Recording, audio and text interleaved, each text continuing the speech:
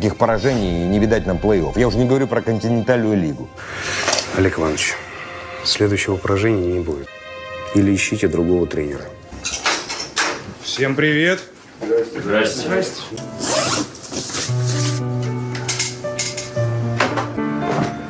А что вы делаете, Сергей Петрович? Как что? Готовлюсь к игре. В смысле? Смысл в том, что я сегодня с вами выхожу на лед. Пляжный сезон. После заката вернетесь толпой в город, что погружается в гон. По-быстрому забежали домой. Переодеться и бахнуть по 100. Лучшие годы цепляют волной. И со всех ног туда.